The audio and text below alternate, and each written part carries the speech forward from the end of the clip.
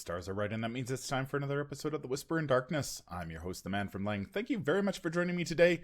On this episode, we are reviewing the Seeker cards in Devil Reef, the second Mythos pack in the Innsmouth Conspiracy cycle. There are spoilers through, if you care about that sort of thing. If you enjoy what you hear, remember to like, comment, and subscribe. A quick reminder of how we rate cards here on The Whisper in Darkness. The best of the best get an Elder Sign, while the worst of the worst receive an Auto Fail, and the cards in between receive a +1, 0, or Elder Thing, respectively. Before we get started, I'd like to thank the patrons of this channel for their tremendous support. The Arkham Horror LCG community is amazing, and these people have gone above and beyond to bring you content like these player card reviews. If you'd like to support the channel's goals and see your name on this list, head over to patreon.com, sign up for a tier of your choice, and claim your rewards. That would be awesome. Without further ado, let's get started. The first Seeker card in Devil Reef is the Truth Beckons. It is a one-cost event that has an Intellect and Agility skill icon, and the Insight trait, you play only if you are not engaged with an enemy. You move, choose an unrevealed location, move one location at a time along the shortest path toward that location until you enter that location. End this effect if you reveal a location, if an enemy engages you, or if your movement is blocked. I'm kind of skeptical on this card. I think in solo it's going to be pretty hard to find a circumstance where you're going to want this card over something like Shortcut. Well, while this card can potentially allow you to move several locations in a single turn, the location that you have to move to has to be unrevealed, which kind of limits its usefulness. I think in multiplayer, though, this card can be a lot more useful, as you can kind of sit in one location and gather up clues for a turn or two while another investigator moves forward in the map. And then you can use this card to quickly catch up with the rest of your team and continue investigating. This card feels very scenario or campaign specific. Like if you played this in the Forgotten Age, I think you would seldom find use for it. But in Innsmouth, we've already seen a few scenarios that have pretty large maps to them, and this can make backtracking a lot easier. Yeah, I think, and this was one of the cards that FFG spoiled in the preview article, and I think at the time we hadn't seen the new list of taboos that added Pathfinder, and I mean this has always been the problem with the Seeker card pool, is that they have Shortcut and Pathfinder available to them, and so any other movement events that have been created have generally not lived up to those standards, being so high, and simply haven't been able to gain much traction among the players. Now this might gain some traction, but I think I would agree with you that at least in solo play, this is going to be very difficult to use effectively. Basically, you're probably going to end up moving one location under most circumstances, and you're taking an action to do that. So it's not exactly like you're getting a whole lot of... and a card out of your hand. Yeah, you're not generating a whole lot of value by playing this, unless you're able to move a significant distance. Now that's much easier to do in multiplayer if you have somebody scouting ahead. And when I think of big maps, I always return to the Midnight Masks and how everybody can sort of scatter in all directions, and then you could end up having, if you needed to make that move to the graveyard or downtown or somewhere like that, if you can get somebody, say, at East Town, then potentially you could be downtown in one action with this, which you're getting a lot of value out of it. But yeah, I'm not sold on this in solo. I think I would still stick with Shortcut over this most of the time, and then I think Pathfinder being as powerful as it is, that you'd be upgrading to that, and this will be back in the box. Oh, I was just gonna say, it also doesn't have very good icons on it either, so you, like, in a pinch you can't even really commit it to a skill test. Yeah, and I mean, it does have the the insight trait, so it can go in Joe Diamond's hunch deck, and he can play it for free. But it's already sort of a very situational card, so it's going to be very difficult to play from the hunch deck because you're going to need to move the turn you draw it, and that's not always going to be the case. So while this has the potential to move you great distances, I think in practice it's going to probably not be as powerful as you hoped. How would you rate this one? I think I would give it a 0 or an Elder Thing. In solo, I think 9 times out of 10 you're better off just playing Shortcut. And in multiplayer, I think it's really going to depend on the campaign or the scenario that you're playing on how much use you can get out of this card. Like you were saying, like in a scenario like Murder at the Excelsior Hotel, where one player can kind of move around the hotel and you can use this card to quickly catch up with them.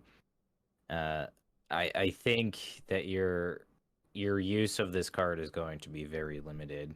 Yeah, I was going to say 0 simply because I think it will see some play in multiplayer. But in solo play, I think it definitely drops down to an Elder Thing. It's not a card that I'm gonna. I mean, if I have the option of Shortcut, I'm going to be taking Shortcut, and that's going to take up that movement spot. And this card will join several of the others that have attempted to provide some sort of extra movement that just haven't lived up to that standard. Being able to move as a fast action is incredibly powerful, and you can use it pretty much whenever you want. And it also has some very great benefits, like if you are engaged with a boss or something like that, and you happen to need to move away, or a massive enemy. You can move away and not trigger attacks of opportunity, which is huge, and that is definitely not the case with this one. Yeah, and another thing against this card too, if you're playing it in a campaign, your use of this card is going to vary so wildly from scenario to scenario, and like we were saying earlier, there isn't really great skill icons on it either, so committing this card to a skill test is going to feel lackluster as well. So I guess what we're really getting to is that the biggest shortcoming of this card is its consistency over cards like Shortcut and Pathfinder. It's going to vary so wildly from game to game that it's going to feel I don't know. It's gonna feel bad when you draw this late in a scenario and all the locations are revealed and this card is essentially useless. Yeah, it is so situational that I think I've talked myself down to an Elder Thing for this one. I just don't see myself playing this anytime soon. The second Seeker event is Gaze of Arash. It is a 2-cost event that costs 2 experience points. It has combat and agility skill icons, the spell and curse trait. You reveal 7 random chaos tokens from the chaos bag, deal a total of 1 damage plus 1 additional damage for each curse or auto fail token revealed, divided as you choose among enemies at your location. This action does not provoke attacks of opportunity. Now, this is here's a spell that synergizes with a ton of cards in the card pool, like Arcane Initiate, Diana Esperance, and Marie Lambeau. It synergizes with the Favor of the Moon, which was spoiled in the Lair of Dagon preview article that basically lets you auto draw at least 1 curse token if you need to.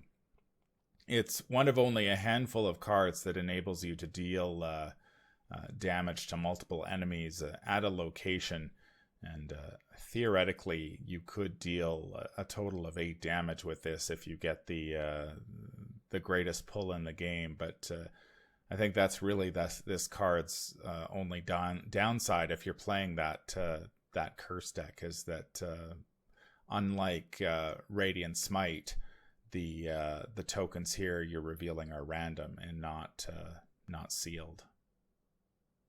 Yeah, but that being said, you don't have to make a skill test, unlike Radiant Smite. So there is that. Yeah, like you were saying, this card is excellent in dealing, I think, even 3 to 4 damage. If you get that much out of it, this is going to feel pretty good most of the time. The fact that you can hit aloof enemies at your location is also really nice, especially if you're playing Path to Carcosa and you can deal with the Man in the Pallet Mask in a single action. That's really nice. I mean, that being said, probably you could investigate as well, but I digress.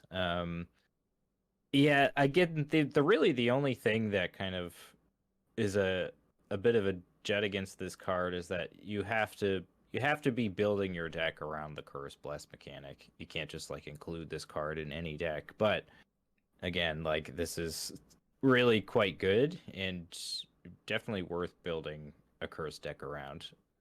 And Seekers already have so many excellent ways of both adding curse tokens to the bag and getting some sort of benefit out of that this is just another great option in the huge pile of cards that they have access to.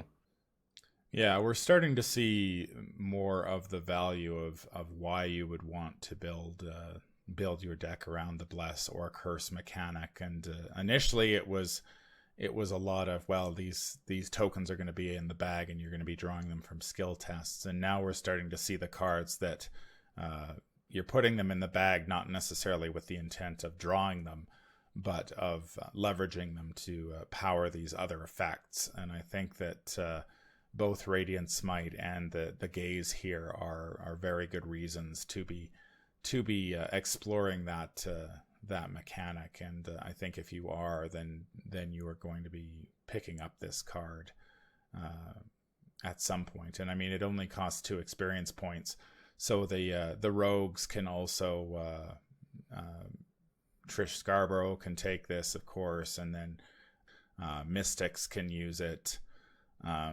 Yeah, it's open. I think for this one, I mean, we gave Radiant Smite a +1, and I think this is another +1. If you're playing the curse deck. If you're not, well, then this card isn't going to be useful to you. Yep. Yeah, pretty much. There's I don't think there's really much else to say about this card. It's pretty genuinely good, so. That's going to do it for our look at the Seeker cards in Devil Reef. We had the Truth Beckons and the Gaze of Araksh. Truth Beckons, again, it's another one of these movement events that suffers because there are simply better options in the card pool. And the Gaze is generally going to be very good for you if as long as you're able to keep enough curse tokens in the Chaos bag. And if you are playing a Seeker, you do have that ability. So another mixed bag here for the Seeker investigators. But I mean, Shortcut and Pathfinder are just so hard to beat that Truth Beckons had a knock against it right from the start. Yeah, it's very situational. What kind of seems to be a bit of a trend is that the Curse and Bless cards seem to be obviously kind of the center point of all of these packs, and the other cards kind of seem to be more interesting, kind of niche corner case cards, or they're downgrades of other cards that we've seen already. So yeah, I think that the card pool has gotten so large now that it is going to be difficult for them to find that design space, in a thing like an event that moves you, in order to create something new that is going to be strong enough to knock out Shortcut. And I mean, Shortcut's already so good that if they did create such a card, that it would probably end up on the list of taboos shortly thereafter, simply because it would be considered to be too good. So At least the curse and bless mechanic gives the designers a new area to explore, even though a lot of these cards are seem to be somewhat pushed in power.